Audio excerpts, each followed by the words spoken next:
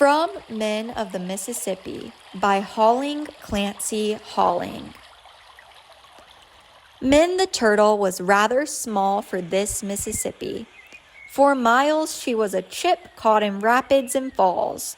When her tiny rear leg tired, she would drift until whack. Then she would push away from the boulder and paddle again. She fought to a shore, a brook, and a marsh. After a few weeks of life, Minn felt like a battered old turtle.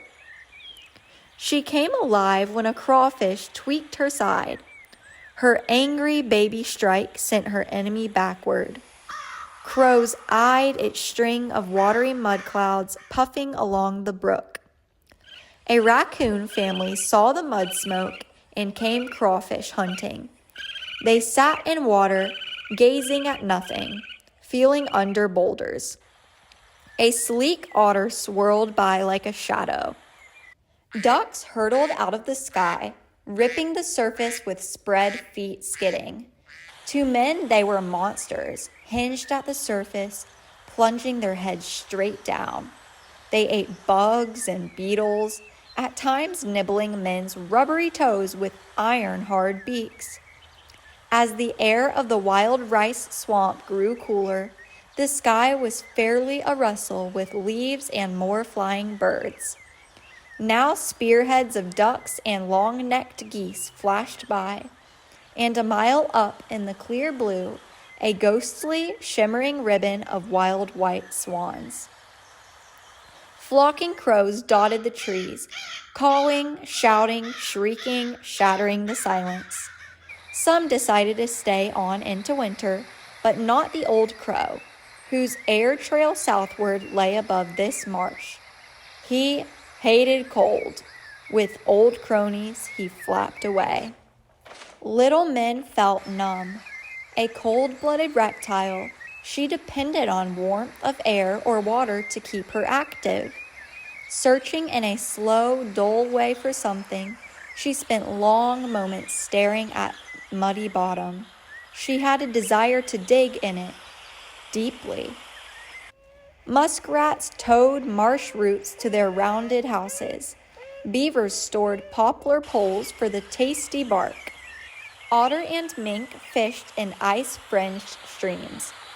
Big-footed snowshoe rabbits changed their brown coats to white. Pine squirrels flickered like running flames in the trees. Then white flakes laid a pad over the earth to be stitched by everything moving, from mice to moose. New cold came, deeper snow. Life itself appeared to be chilled to an icy stop.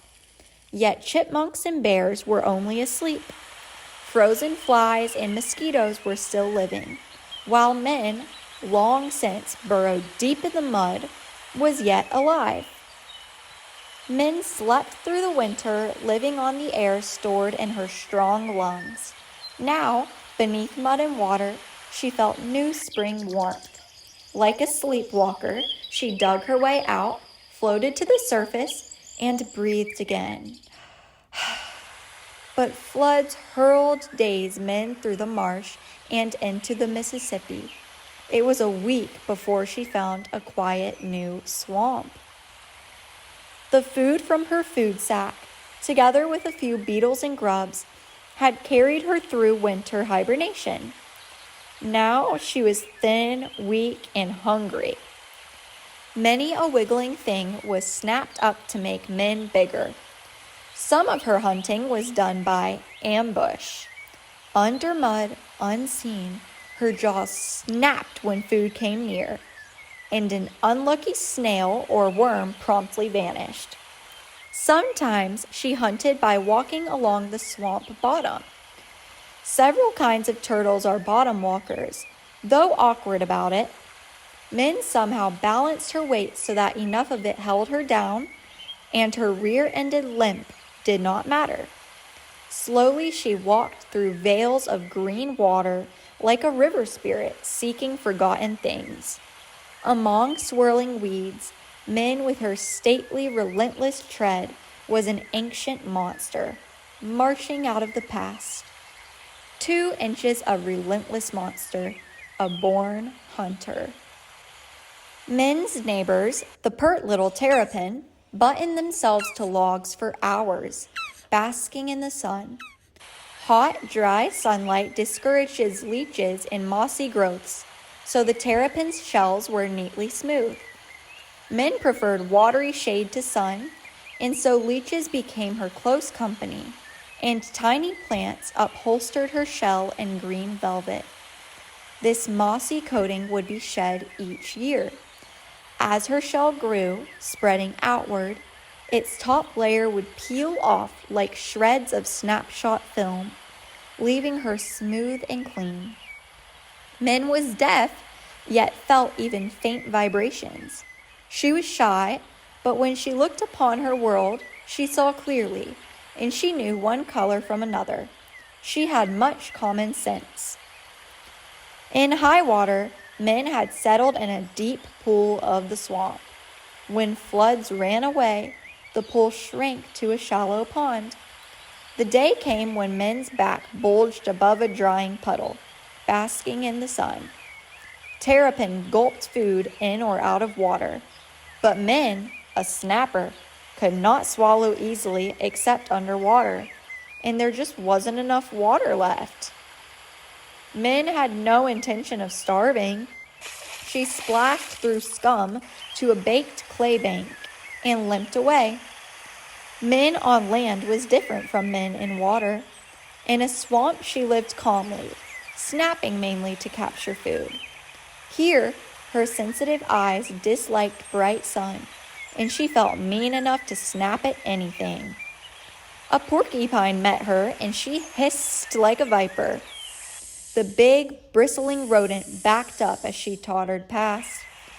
When a fox put down an inquisitive nose, Minn lunged at it. Her shell was less than 3 inches, but her neck and tail were so long that almost 8 inches of angry reptile snaked forward in that strike. Though she missed and fell on her chin, the fox was impressed. When Minn arose again, an armored warrior advancing, the fox switched his plume of a tail from the brush that held it and thoughtfully trotted off into thick ferns. After all, he had eaten well this morning. Minn's waddling took her further away from the Mississippi. In a bubbling brook, she ate happily, bottom walking upstream. But again, Minn's water world deserted her. One day, the brook stopped flowing. It gurgled and ran away, while crows fell out of the sky to feast on flopping minnows and tadpoles in the mud. Minn scrambled to safety under draggled grass at the bank. She was confused. First, part of a wide swamp had shrunk to a puddle. Now a running brook had wandered away. Minn stared blankly about her.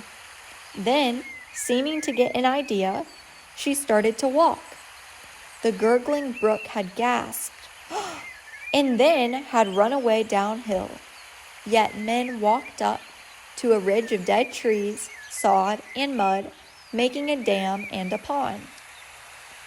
Boys who had built the dam in the brook called this place an old swimming hole.